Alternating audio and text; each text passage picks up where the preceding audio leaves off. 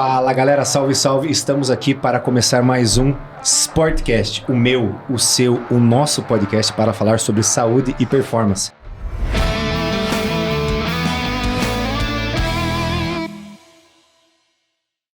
E hoje, como vocês podem ver, estamos de casa nova, não é mesmo? Uhul! Pessoal, estamos aqui, ó, se liga, no nosso estúdio agora, para trazer essa qualidade melhor para vocês, esse conforto. Agora podemos gravar muito mais, trazer muito mais convidados e ficar com mais tranquilidade para entregar o melhor para você que está aqui nos assistindo, não é mesmo, professor? É verdade. Então, ao meu lado aqui o professor Luiz, juntamente com o professor Fernando. Estamos muito felizes, né, de poder inaugurar esse espaço. Foi um trabalho árduo, né, que tivemos aí para começar. Mas aqui estamos, né? Chegamos e vamos levar muita informação de qualidade. E de antemão já quero pedir para você seguir a nossa página lá no Instagram, SportcastPG, e também se inscrever no nosso canal no YouTube, Sportcast. Porque a dinâmica desse episódio, né, nós abrimos a caixinha de perguntas lá no Instagram para que a gente possa responder as suas dúvidas. Então é importante que você siga SportcastPG, beleza? Luizão? Isso. E é isso, né? Inclusive, né, gostaria de salientar que através de esforços árduos nós conseguimos montar esse estúdio, né? Até porque iniciou com um sonho que inicialmente era difícil de observá-lo sendo materializado na vida real. E até tem um gostinho diferente para mim, acredito que para vocês dois também entrar aqui.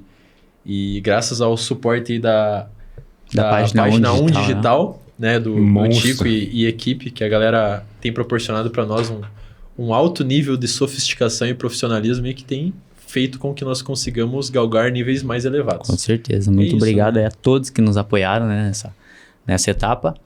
E vamos dar início aí, né, a nossa dinâmica, nossas discussões, os levantamentos que a gente teve lá no Instagram durante essa semana. E quem quer começar aí? Vamos no 2-1. Não, brincadeira, eu vou lançar aqui pro Luizão já a primeira, que né, a nossa seguidora lá, ela falou para você comentar, professor, um pouco mais sobre o Isotom. O que é esse Isotom? O que é esse método? É um método? É um exercício? O que é isso? Tá bom. Então, primeiro eu queria mandar um abraço para a Fábio, que é a seguidora que mandou essa pergunta muito interessante. E, pessoal, na realidade, quando a gente fala sobre esse método Isotom, que hoje em dia o pessoal tem comentado muito mais do que há um tempo atrás, que quando se falava em Isotom, poucas pessoas sabiam, né, sobre o que se tratava e por aí vai. Mas, enfim, de qualquer forma, quando a gente fala desse método Isotom, né, como o nome já diz, é um método. Então, o que é um método? O método é quando você aplica um exercício para cumprir um objetivo para determinado aluno, atleta ou praticante em geral. E qual que é o propósito desse método, pessoal? Quando a gente fala dele em específico, o objetivo dele é complementar a metodologia tradicional que nós utilizamos comumente nas academias. E qual que é essa metodologia tradicional? Essa metodologia ela tem como objetivo hipertrofiar, vamos dizer assim, o músculo em geral. E quando a gente fala dessa hipertrofia que o pessoal usa nas academias, que geralmente são repetições que variam entre 8 e 12 repetições, que você executa até a falha ou próximo da falha, a gente observa que num espectro total de fibras musculares, o que eu quero dizer com isso? Que quando a gente analisa um músculo, ele tem milhares de fibras. E dentre essas fibras, tem fibras que respondem muito mais, ou seja, você consegue hipertrofiar, aumentar o tamanho delas, a partir dessa metodologia tradicional. Só que existem outras que, em média, dependendo do indivíduo, 50% de outras fibras, elas tendem a não responder ante essa metodologia tradicional. E aí que entra o método Isotom, que é um bioquímico russo identificou que quando a gente gera um bloqueio isquêmico, ou seja, quando você impede com que o sangue entregue oxigênio para os músculos, você gera nessas fibras, em média, 50% de fibras que geralmente não via hipertrofia, você gera um ambiente metabólico favorável à hipertrofia e, consequentemente, consegue maximizar o efeito hipertrófico, ou seja, consegue gerar mais hipertrofia, ter ganhos de massa muscular mais efetivos e consegue potencializar através desse método. Então, é mais ou menos isso, né? Ele vem para complementar a metodologia tradicional e não substituir. Então em resumo, quando nós pegamos ali, por exemplo, lá na academia, você está na academia e o agachamento clássico que nós fazemos, o leg press, a extensora, vamos poder dizer assim, que nós trabalhamos esse 50% de fibras, isso? Sim. A gente trabalha essa determinada fibra. Isso E aí. esse outro método vem para estimular esse outro tipo de fibra. Esses outros 50 que não respondem bacana. ante esse método, vamos dizer assim. Perfeito. Porque a maioria das pessoas, né, tirando os indivíduos atletas que nascem, né, com uma condição diferente, por exemplo, pega um maratonista, 80% das fibras desse maratonista é fibra lenta, que tem um perfil mais oxidativo, que recebe mais oxigênio. Então, é um metabolismo diferente, né? Mas nós, indivíduos comuns, que é a grande maioria, a massa, tem esse perfil, né? 50 lenta, 50 rápida. E esse método Isoton que o Luiz explicou muito bem, ele entra justamente para que você possa complementar o trabalho de hipertrofia. E aí o Luiz ali, ele acabou falando da questão do método tradicional, né, Luiz? Das 8 às 12 repetições, né? Que a galera vê da seguinte forma, né? Eu vou pra academia para treinar musculação e aí sempre tem aquela, né? Mas o meu músculo não conta. 8 a 12 repetições para crescer, 15 para definir. 6 e para aí, força. 6 para força, 4 para força. Você consegue explicar para nós aí, Luiz, essa questão de por que 8 a 12 repetições? Por que 25 repetições? O que um vai enfatizar? O que o outro vai enfatizar? Entendi. Que eu acho que isso é uma dúvida bem frequente. bem frequente, né? O pessoal tem bastante dúvida. Até virou uma piada com profissionais de educação física falar que músculo não conta e a gente só sabe contar até 15, então máximo 20 e não passa disso, né? Na graduação a gente não aprende matemática básica passando de 20, né? Só isso aí. Só que, na realidade, quando a gente fala de número de repetições e tal, não que necessariamente a repetição ela importe de fato, e sim o tempo necessário para realizar essa série com determinado quantidade específica de repetições. Ou seja, vamos dizer que o Andrezão faz um treino de hipertrofia para peitoral, ele está fazendo o supino e ele coloca uma carga que ele não consiga fazer mais que 12 repetições e que ele consiga fazer pelo menos 8. E isso vai garantir com que ele, durante essa execução, né, dessa série, ele demora em média uns 60 segundos ali. Se ele demorar 6 segundos para cada repetição, multiplicado por 10, que seriam as repetições, ele vai demorar em média 60 segundos para executar essa série.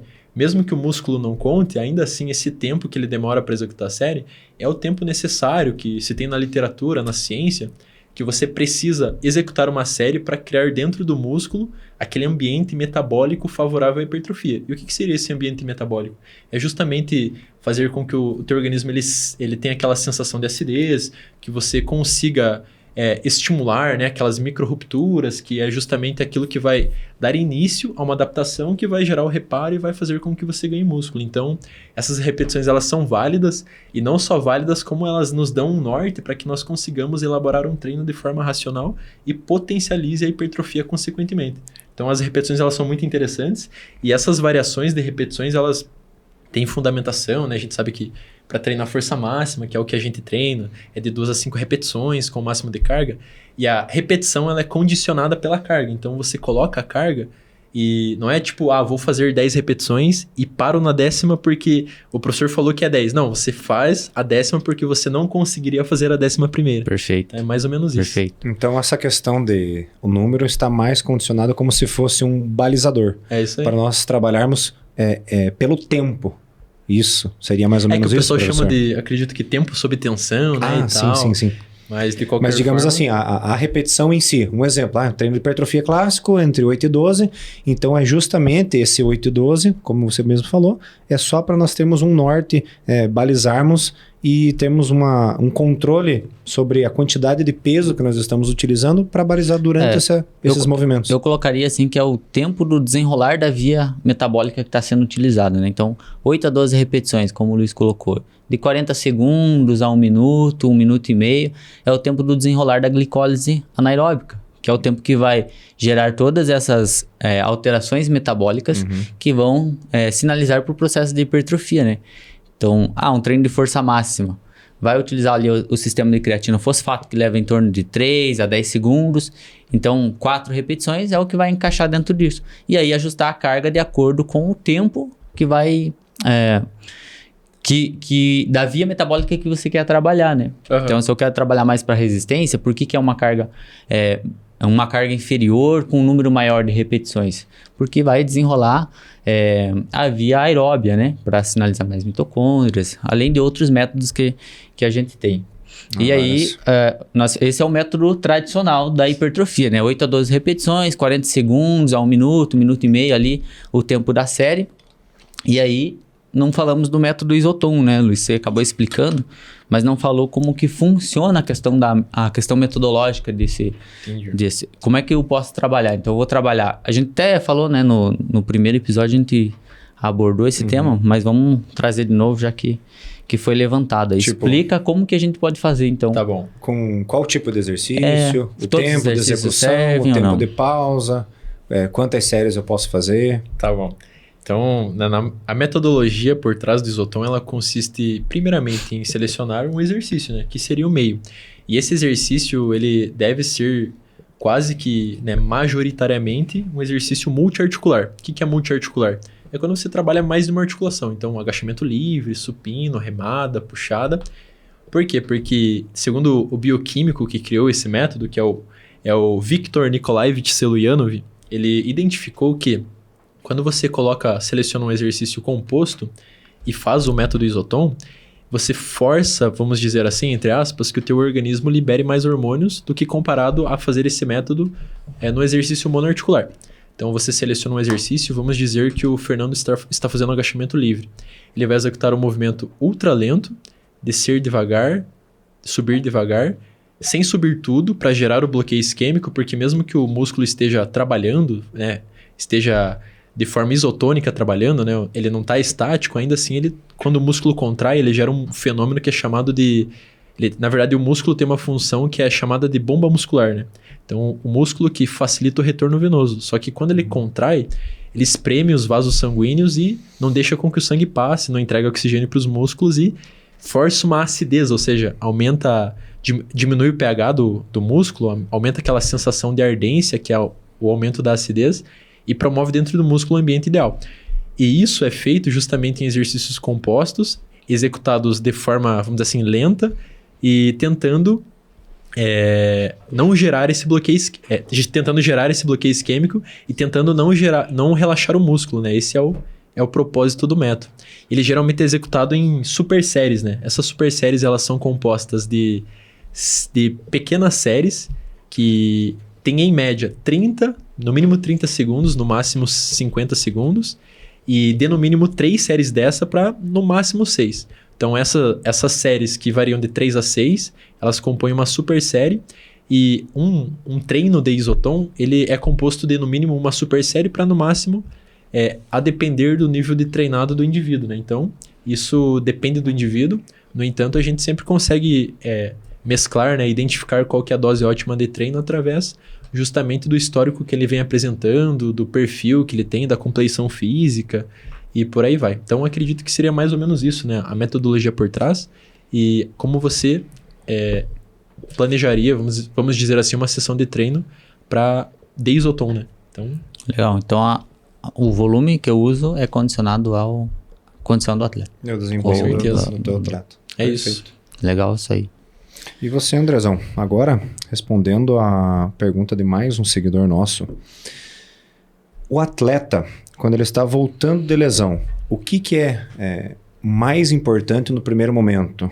Ele fazer o fortalecimento ou já começar com trabalhos de potência mais específicos? Então, o ideal é que você trabalhe inicie, né, voltando de lesão, com a questão do fortalecimento. Por quê? Quando nós falamos em força explosiva, né, o treinamento de força especial, nós estamos falando em performance. E performance, para você entrar nesse estágio, você precisa antes fazer um trabalho preparativo, que é o próprio fortalecimento, trabalho de hipertrofia. E se você está voltando, né, de uma lesão, vai ser meio redundante. Você tem que começar pelo começo. Vamos trabalhar primeiro as condições primárias, ganhar massa muscular, ganhar força, para depois entrar no trabalho de força explosiva. Porque a força explosiva, ela exige que você produza muita força num curto espaço de tempo. E isso pode acarretar em sobrecarga da tua articulação, dos tecidos moles, da parte muscular. E se você está voltando de uma lesão, obviamente que você não vai estar preparado para conseguir executar isso, tá? Então, esse seguidor aí é o Ariel, né? Ele é um atleta de karatê. Então, gostaria de explicar também a questão da força explosiva, porque é um negócio que as pessoas às vezes não entendem, né? Tipo, ela explode, o que acontece, como que você... A gente vai é muito comum que a gente vá para o ambiente da academia e as pessoas usam a academia só para treinar a famosa hipertrofia tradicional, né?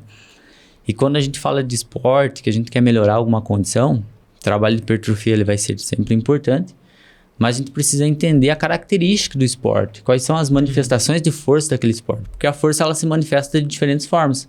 Eu tenho a força máxima, eu tenho a força explosiva, que dentro da força explosiva, né, o que a literatura traz, é que ela se subdivide em força explosiva isométrica, força explosiva reativo-balística e balística, e isso varia de acordo com a característica do esporte. Então, por exemplo, esse atleta que é um atleta de karatê, a manifestação da força explosiva é a força explosiva balística, que todo o movimento acontece às custas da explosão inicial, né? Depois que você iniciou o movimento, já não tem como acrescentar força.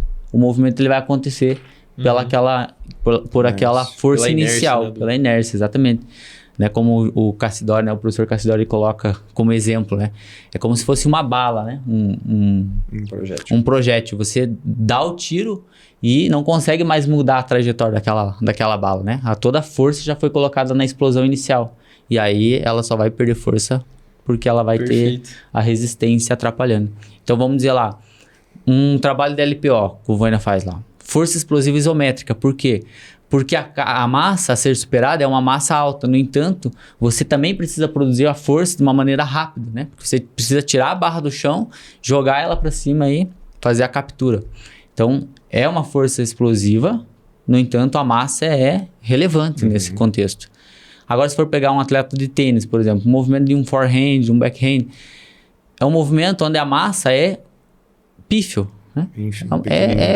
É pequena, são gramas, não vai alterar. Então, toda a força inicial é que vai produzir esse movimento. Então, são forças explosivas, mas num contexto diferente. E a gente precisa conseguir visualizar isso para que a gente possa treinar da maneira correta e aproveitar o ambiente da academia, né? E não ficar só no método tradicional da musculação. Porque quando a gente fala de performance, a gente fala de performance tanto esportiva quanto a performance humana. A força explosiva, ela também está no nosso dia a dia, né? Vou atravessar uma rua, às vezes fica naquele vai e volta, você tem que dar um tiro, uma força explosiva. Então, se a gente conseguir trazer essa questão da funcionalidade do treinamento da força, aproveitando o ambiente que a gente tem dentro da academia, é muito melhor, né? Muito mais proveitoso. E só um exemplo que eu acredito que é muito interessante em relação à força explosiva, né, manifestação balística, que o professor Cassidori, inclusive, que dá esse exemplo, que é pegar o teu indicador e travar ele no teu polegar. E vamos dizer que você segura aqui e acumula tensão. E a hora que você libera, o teu dedo acelera numa velocidade que é maior do que a própria velocidade da contração muscular. Então, você não consegue aplicar a velocidade no teu dedo depois que ele descolou do teu polegar. Então, é mais ou menos isso, a explosão muscular balística, né?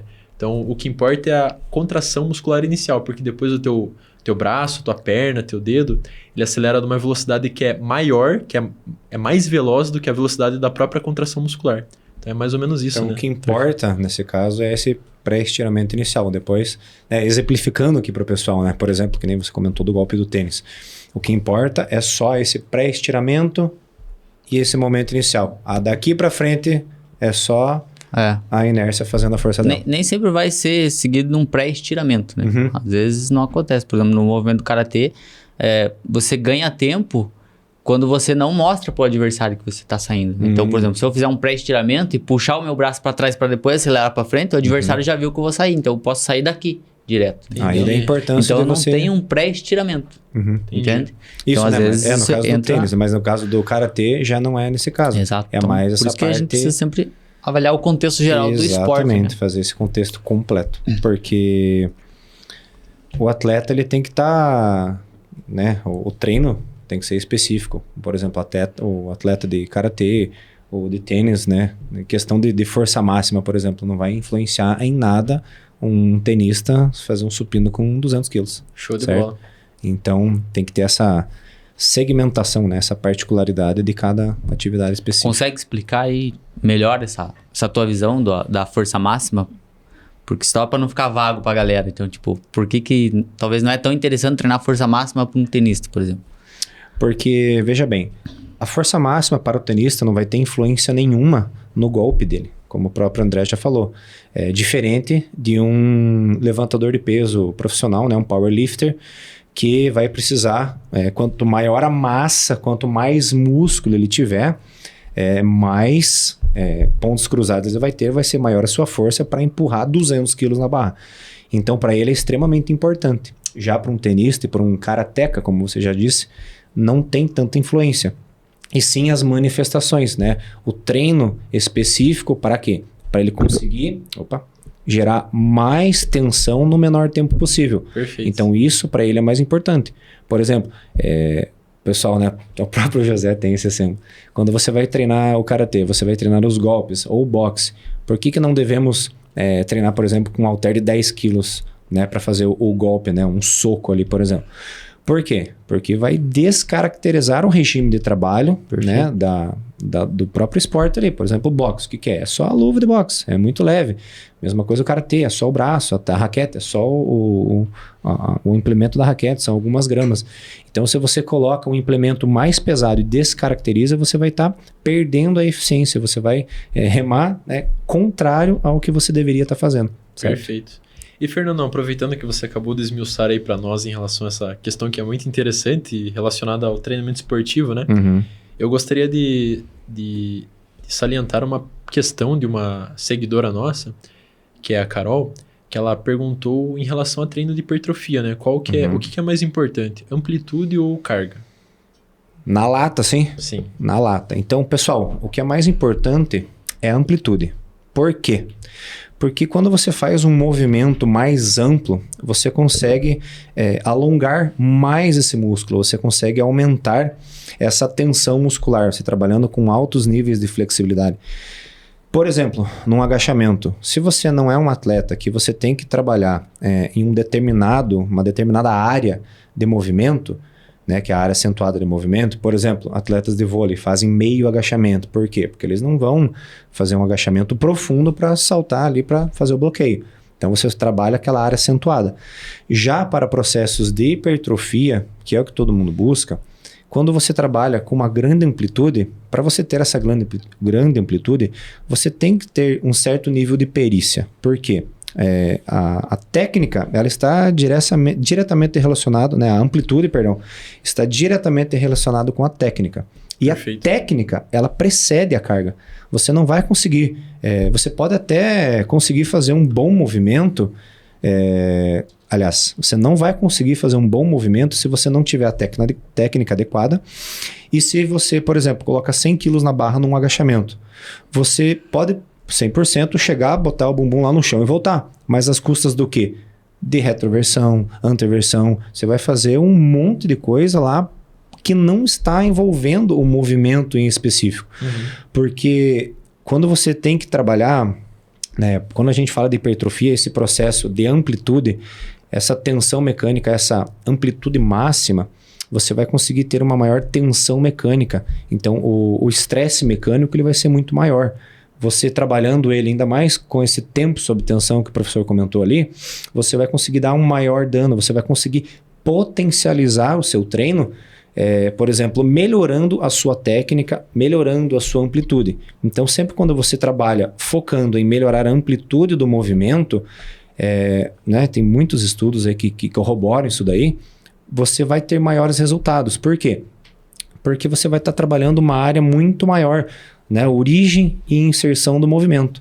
Então você sempre busca o máximo da tua amplitude confortável no seu momento, porque também não consigo agachar até o final. Um exemplo sempre do agachamento, né? O agachamento é o clássico. Não consigo agachar até o final. Vou forçar aqui? Não, você vai buscar uma ajuda profissional, você vai ver o que está limitando o seu movimento. Então não tem muito o que ficar inventando. Você tem que fazer o básico bem feito. Poxa, não tem um bom agachamento. O que eu preciso fazer? Preciso melhorar a minha técnica, vou trabalhar a minha flexibilidade, vou trabalhar a minha mobilidade articular, para futuramente eu conseguir chegar em níveis maiores de amplitude. E aí sim, dentro desse movimento técnico padrão, bonito, correto e eficiente, você vai aumentando o peso na barra. Perfeito, tá? cara. Então, é o que acontece hoje, né? Às vezes o pessoal ali quer chegar, poxa, quer impressionar alguém, ou quero dar uma de maluco, quero sentir que eu sou muito louco, aí coloca lá 200... Exagera no pré-treino. Exagera no pré-treino ali, vai muito louco, mais louco Batman, e acaba fazendo o quê? Não dando um nível ótimo de tensão, de estresse mecânico, porque rapidamente aqui, para a gente conseguir trazer com mais qualidade para você. Não é o simples fato de você chegar, colocar o peso na barra, agachar e terminei. Não, você pode otimizar e potencializar cada execução do seu agachamento. Se você chegar, por exemplo, entre 8 e 12 repetições, que o professor falou, você pode fazer 8 e 12 e terminar, beleza. Ou você pode fazer essas 8 e 12 repetições, esse tempo que você está realizando o movimento, da melhor maneira possível, descendo controlado, dá aquela pausa na amplitude máxima, sobe forte. Então cada movimento deve ser único. Você não pode simplesmente chegar, preciso chegar e terminar rápido aqui. Não. Se você quer potencializar o seu treino, se você quer ter maiores níveis de hipertrofia, além da retroalimentação de alimentação, sono e hidratação, você tem que buscar uma maior qualidade técnica nos movimentos. Por isso que a amplitude ela vem antes do que o peso na barra, tá? Do que a carga externa em si. Perfeito. O que você tem para dizer sobre isso, Andrezão? São considerações relevantes, né? Porque as pessoas, às vezes, se a gente for trazer para o conceito da física, né? Trabalho. Massa vezes a distância, se eu não estou errado. Massa vezes a distância. Às vezes você trabalha com uma grande carga numa distância curta. E às vezes você coloca uma carga menor, sobrecarrega menos as tuas articulações, trabalha numa amplitude maior e o produto final é o mesmo. Então, para que não investir na amplitude, né? E, consequentemente, na medida com que você for ganhando força em todos os graus de movimento, graus de amplitude ali, você ir aumentando a carga progressivamente. Então, é muito mais inteligente, é muito mais eficiente você fazer isso. Quando a gente vai para o contexto do esporte, é diferente. A gente vai trabalhar na amplitude necessária para que o atleta ele consiga desenvolver a máxima capacidade dele sem perder tempo, né? Às vezes, como o Fernando colocou o exemplo do vôlei, né? Porque na preparação especial ele não precisa agachar até o calcanhar? Porque ele já fez esse trabalho, já ganhou hipertrofia. E aí quando ele vai fazer um trabalho só para conseguir saltar mais alto, ele não faz um agachamento até o calcanhar e salta para fazer um bloqueio na rede. Ele faz um meio agachamento e salta. Então a gente tem que trabalhar dentro dessa zona, né? Legal. E aí, na outra pergunta, até você colocou, né, a questão do supino, da força máxima lá para o tenista. Colocar uma consideração importante que eu vejo, assim, né, quando faço treinamento dessa questão do atleta ou analiso o contexto geral das competições, por exemplo, do tenista, não é importante para desenvolver a performance dele no tênis. Mas, às vezes, para a manutenção da massa muscular, é uma estratégia interessante, porque se a gente pegar o calendário do tênis, são competições uma seguida da outra. Então, esse atleta ele não tem muito tempo para desenvolver a hipertrofia. Uhum. E aí, o que a gente faz? Entre um campeonato e outro, como a gente não tem aquele tempo hábil para melhorar, ganhar massa muscular, às vezes um trabalho de força máxima para ajudar na manutenção da massa muscular que ele já ganhou, é um trabalho interessante. Então, a gente não está dizendo também que estamos descartando o trabalho de força máxima para o esporte. Quando você fala de treinamento, tem uma linha tênue, né? Entre o que pode, o que não pode, o que deve, o que não deve. Não, mas o fulano faz, eu também quero fazer. Tudo pode. Entendeu? Desde que você contexto, saiba, né? Tudo pode, exatamente. Tudo Depende pode se você souber responder o porquê. Exato. Cara, se você monta um treino aqui, ó, e se eu pergunto, ó, me explica esse treino, e você consegue me explicar o porquê que você encaixou todos os exercícios, teu treino é ótimo. Se tem um que você não consegue fundamentar, não tem o porquê. Então, se não tem o porquê, não tem para que ele estar na sua sessão de treino. Então, abrindo, já que você fez essa consideração, professor, vamos colocar aqui mais uma pergunta muito bacana que o nosso seguidor fez. iniciante, quando ele vai entrar na academia, tem um limite de tempo, de dias? Como é que é para a pessoa que está começando do nada entrar nesse ritmo de exercício físico? Entendi, tá. Vou aproveitar essa bela questão salientada e também, na realidade, preenchê-la com a questão que, na realidade, que é de um seguidor que fez para nós, que ele falou justamente isso. E também ele disse também para indivíduos que estão voltando, né? Que quando a pessoa começa ou está voltando a treinar, a gente sabe que a percepção da nossa capacidade de esforço, ela fica um pouco deturpada, né? Porque pega vocês dois aí que treinam há 3 décadas já seguida. Se vocês param alguns meses e tentam retomar, essa percepção, putz, eu aguento treinar tanto, ou qual que é meu nível de treinamento, quanto que eu devo treinar, quantas vezes, enfim, N reflexões que acabam acontecendo. E claro que para cada pessoa existe um nível, né, um volume específico, uma frequência, né, a dose ótima de treino, e ela deve ser identificada pela própria pessoa e por um treinador bem capacitado. E na realidade a gente consegue fazer uma analogia com a farmacologia, porque o treino é como se fosse uma influência, né? Que inclusive no treinamento esportivo a gente chama de carga. Então o que é carga no treinamento esportivo? Não é o peso na máquina. Isso é sobrecarga mecânica externa, né? Que é o peso na máquina. Carga de treinamento, carga vem de sobrecarga, que é o grau de influência do exercício físico sobre o organismo. Então você gera uma sobrecarga que faz como consequência uma adaptação no organismo. E quando a gente faz uma analogia com a farmacologia, é a mesma coisa. Quando você toma um medicamento, se você tomar uma dose muito baixa, ele não tem efeito nenhum. Se você toma o medicamento e ele cumpre o seu papel no organismo, ele é chamado de efeito em dose ótima. E se eventualmente você passa dessa dose ótima, você começa a tomar mais porque acha que vai ter um efeito melhor, passa de um limiar e esse medicamento, ao invés de fazer bem e cumprir o seu papel, ele gera um efeito tóxico justamente por estar numa quantidade, né, num volume demasiado no organismo. E da mesma forma o próprio exercício. Se você faz um treino que é muito volumoso, com exercícios em quantidade e com uma sobrecarga demasiada, é natural que o teu organismo ele meio que falhe na tentativa de se adaptar. E isso pode ocasionar lesões, pode fazer com que o aluno, principalmente se ele é iniciante, ele muitas das vezes acaba desistindo do treinamento. Porque ele fica com dor muscular uma semana e acha que isso vai ser a vida inteira. Então, acredito que isso deve ser identificado por cada pessoa, principalmente por um treinador experiente, que sabe do passado do aluno, que faz uma anamnese, que identifica as particularidades, respeitando-as e, sendo assim, sendo efetivo nessa intervenção com exercício. Nós não podemos, né? Acontece muito, né? De, às vezes, querer entregar um treino pro aluno e provocar dor demasiada nele, achando que o treino foi ótimo, né? Porque, às vezes, isso pode causar até uma experiência negativa para essa pessoa. Eu, por exemplo, tenho uma aluna que ela me procurou e a situação dela era tão delicada que quando eu falei para ela assim, vamos fazer uma reunião sem compromisso, deixa eu entender esse caso, porque ela falou assim, mas pegue bem leve comigo, a gente tava conversando por mensagem, pegue bem leve comigo porque senão eu vou desistir. Opa, por quê? Qual foi a experiência O que será que aconteceu? Eu falei, não, vamos marcar uma reunião sem compromisso, deixa eu tentar entender por que desse desistir aí.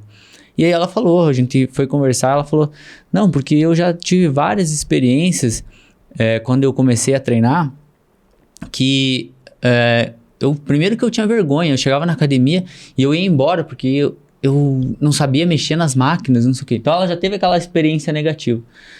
Depois ela contratou um personal, o cara foi lá e fez um treino que arregaçou, deixou ela dor uma semana, iniciante. Mais uma experiência negativa. E ela tentando melhorar, mudar o estilo de vida.